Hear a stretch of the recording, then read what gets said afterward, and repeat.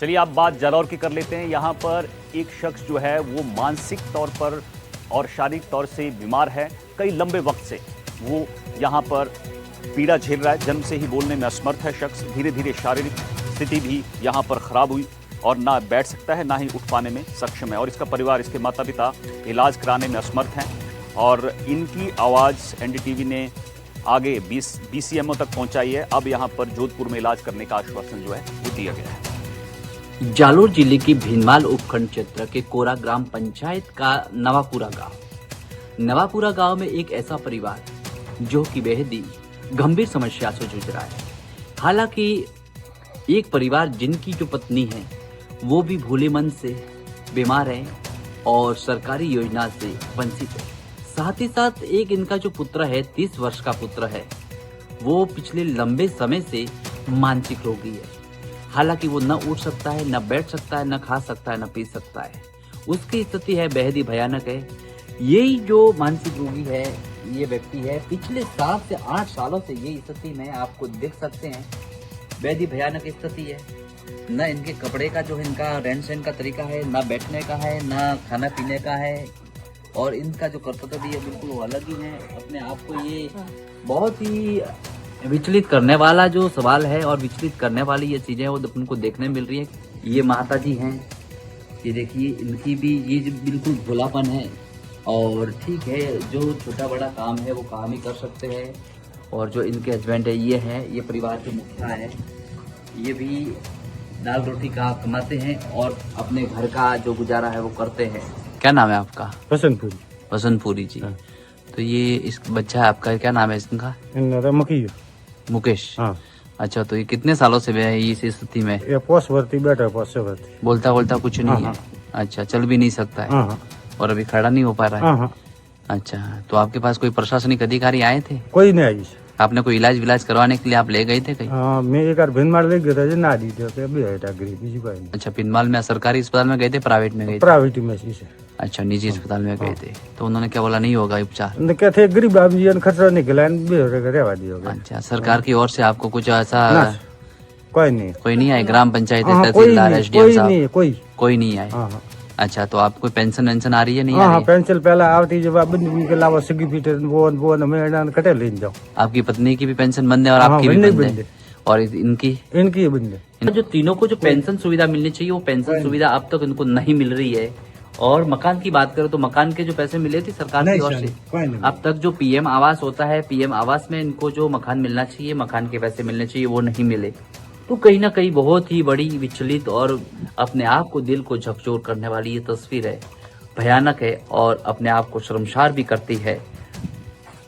अब वक्त बताएगा कि इस परिवार के पास शासन प्रशासन कब पहुंचेगा और इनकी कब सुनेगा, और इस मासूम, ये 30 वर्षीय पुत्र है, इसका कब इलाज होगा, ये वक्त बताएगा। जालोर से एनडीटीवी के लिए भारत राज पुरोहित की रिपोर्ट। अभी आपके मार्फत इस मेरे संज्ञान में अभी आपने बताया आया है, तो हम इसमें जो भी जितना बन सकेगा नियमानुसार हम एम्बुलेंस द्वारा उसको उच्च हायर सेंटर पे भेज के उसका उचित इलाज करवाएंगे और तुरंत ही इसके समाधान करके इसको सही करवाएंगे।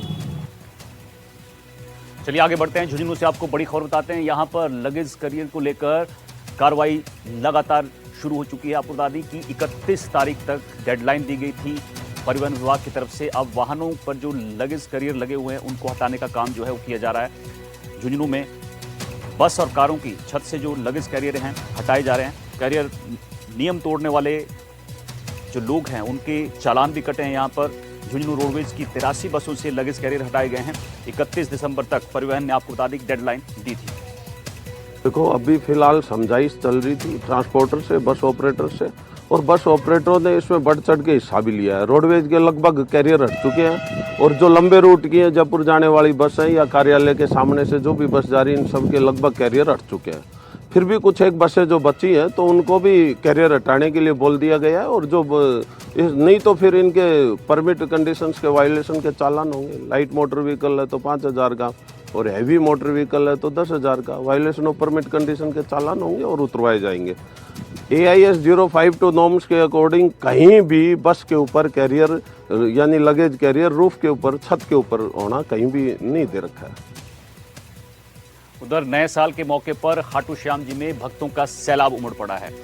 जयकारों से यहाँ पर जो है खाटू श्याम जी गूंज उठा है और चाहे रेलवे स्टेशन की बात हो, सड़कों की बात हो, लगातार यहाँ पर हर तरफ जो है खचाखच भरा हुआ है भक्तों से।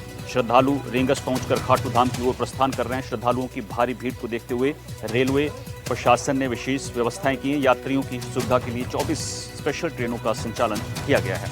बाबूलाल सरोज हमारे सहयोगी हमारे साथ जुड़ गए हैं। बाबू, खाटू श्याम जी में लगातार नए साल के मौके पर भक्तों का सैलाब उमड़ पड़ा है। किस तरह की स्थिति है वहां पर? क्या जाम की स्थिति बनी हुई है रिंगस में?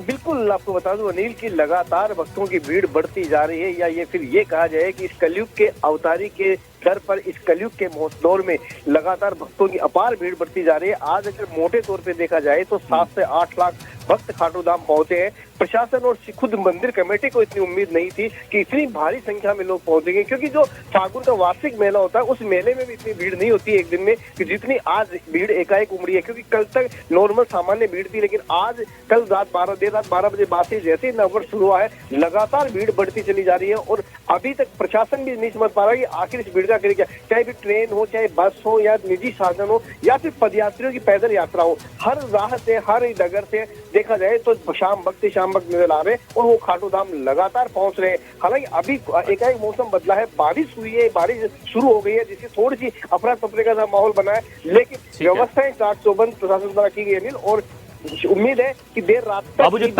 तस्वीरें सामने आई हैं, देखिए रेलवे स्टेशन के आसपास इतनी भीड़ है, व्यवस्था क्या कैसे हैंडल किया जा रहा है वहां पर?